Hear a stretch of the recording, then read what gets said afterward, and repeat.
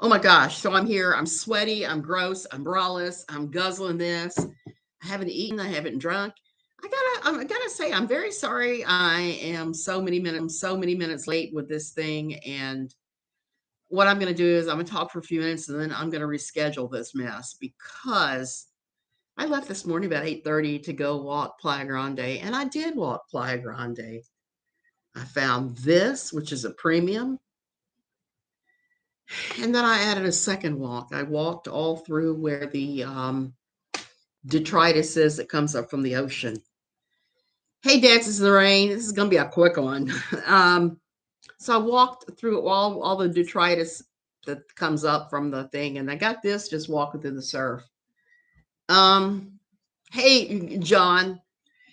So this has been Java Man. I was just going to talk about the grift of Bill Gothard because I have a ton of info on that, and the grift of one Bethany of what is the name of their site? We've danced with them before. Girl Defined. The 30-something-year-old women that, well, one of them has moved on, has matured, moved on. The other one, Bethany, is ridiculous. If my daughter, who is Bethany's age, was acting like that online, I have something to say. I might have to pull her aside and go, um, Java Man, the other grift that I've seen is what was Aaron calling him? I don't know what she was calling him, but I am going to just call him one lone pebble. He's been grifting. He's been grifting up a storm. Michelle of Michelle Goes Live has definitely been grifting her ass off lately. So there's a lot of people that are grifting, including one gal that likes to fuss at me for not wearing a bra when I go to the beach, who is grifting for her doll. I get that it's a parody, but still kind of silly. I'm not a big fan of grifting. I'm just going to throw that out there. This internet grifting is really stone of one. Stone of one. That's it. I'm going to have to write that shit down because that is hysterical. Stone of one.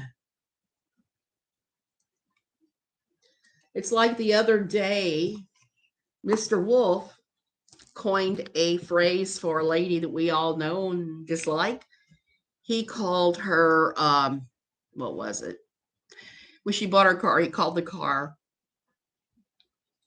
what was it? I'm having brain farts because I'm a senior and I've been out there walking in the hot sun since 8 o'clock this morning and it's only 11 here.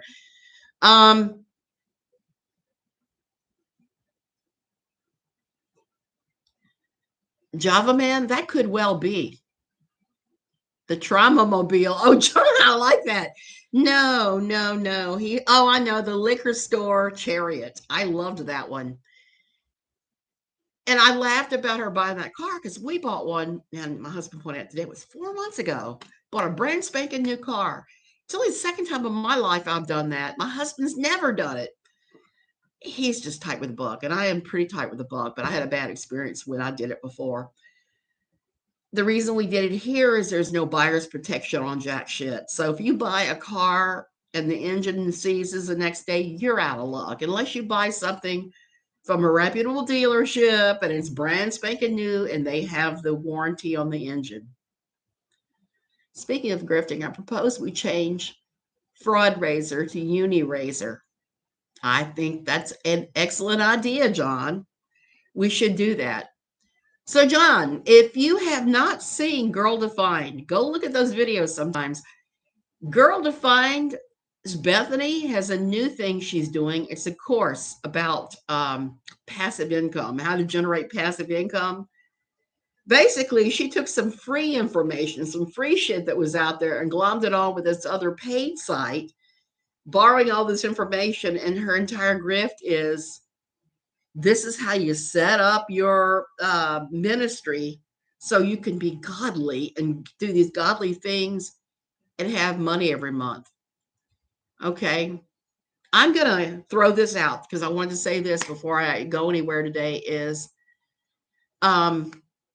Do you know how you have passive income? You know the best way to have passive income? Think about it.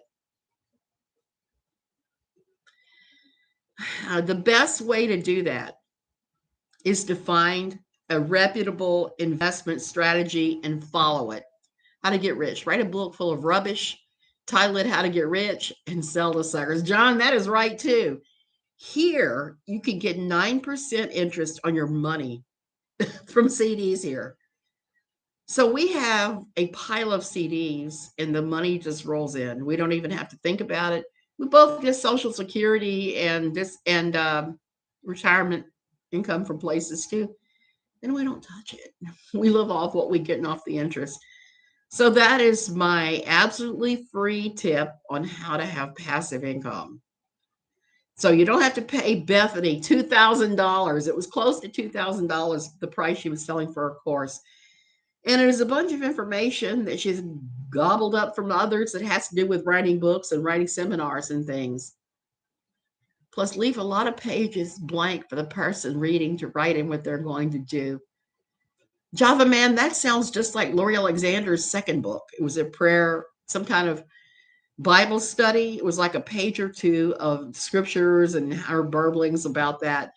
And then there was a page or a half page of questions, and there was like 2 or 3 pages for you to write your responses. I kind of laughed because it was so utterly ridiculous. I mean, just totally that people would buy this. I was looking at it going, oh my God, why are you selling this for that? Hey, Callum and Charlie. So that's my best advice. The first thing is don't pay Brittany over, well, not Brittany, Bethany. I got Brittany on the brain because we just saw Brittany. Brittany runs a taco stand out where we walk the beach. So don't give Bethany all this money. A lot of her content and her Christian content with Girl Defined and Sense, her passive income, is just stealing other people's ideas, repackaging them, and selling them. You'd be better off using using free resources to promote whatever it is your silly little thing is. I'm about to promote my silly little book. I had to come back yesterday. I edited 60 pages, baby. But I've had something happen, which is why I have to get off the line pretty quickly and why I have to go. Yesterday, my husband spilled water on his brand new computer, a couple months old. He spilled water, and I heard him in there making noise about it. I am writing about joining and then the insanity of living in a quiverful movement and then leaving, especially the leaving, and also taking apart the theology and explaining what's behind everything, because there's so many things and so many odd things, like coded language is big, huge. Java Man, I can tell you why she hasn't, because she has a multiple screen setup. She has a Apple desktop and keyboards. She might have ruined a keyboard, but I don't think she doesn't use a laptop like we do. So, oh, and it's kind of comical because I talk about shit in the book, like I talk about the kid that was stoned. They did an exorcism on. They did a full out exorcism, and I'm standing off the side like side eyeing it, even though I'd been drinking the Kool-Aid. I still wasn't down for that. Other insane things happened. Like there was a time that they confiscated all the kids' Pokemon cards and set them on fire because they said they were demon filled. That was after the church went off the deep end. At first, it was pretty normal of a church and pretty laid back. But after a while, it went crazy. And when I came here, I had an almost identical experience. I found a church I liked. I loved the pastor. It was pretty normal, middle of the road. My husband liked it. I was on worship team, everything. And then it went crazy. Crazy, crazy, crazy ideas. And they're still holding a Bible study they've been holding for 2 years now, where it's all about end times. They are verklimping and martyr baiting so hard on what they think will happen with Christians. They were all thinking they were all thinking that COVID was going to spell the beginning of the end, and that we were all going to get 666 tattooed on our foreheads or whatever.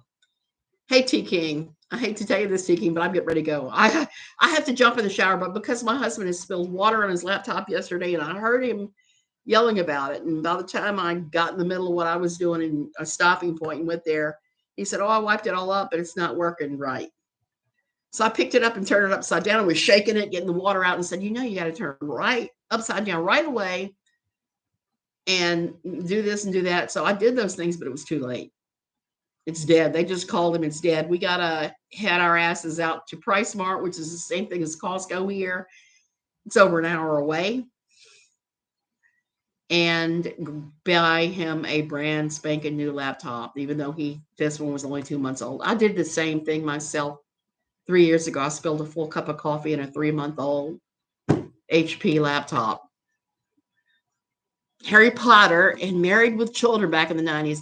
Java Man, I had large swaths where I was completely innocent of any exposure to normal cultural things. I talk about that in the book too, and about having to catch up later. And then when I started catching up, I really caught up. And you will find all kinds of crazy cultural references in there. Stupid stuff like I was in my 50s, late 40s, before I realized that the reason Shaggy and Scooby were eating snacks in the back of the van all the time was that he was a stoner. Just stupid stuff that I had no knowledge of, because when I was younger, I was just, what the hell's going on? Air conditioner just cut out. I had no knowledge of it because I was busy with life. And then later I had no cultural knowledge for almost 20 years because I was part of the cult. And yeah, outrage over Harry Potter. Oh, there was outrage about Married with Children. And others too. We were told not to watch that shit. We were told hard not to watch any of that. And my obsessive love for a cop show of that era was viewed as abnormal. And it probably was abnormal. But as my daughter pointed out to me, it's like, Mom, that was your coping mechanism for what you were going through with all the insanity there.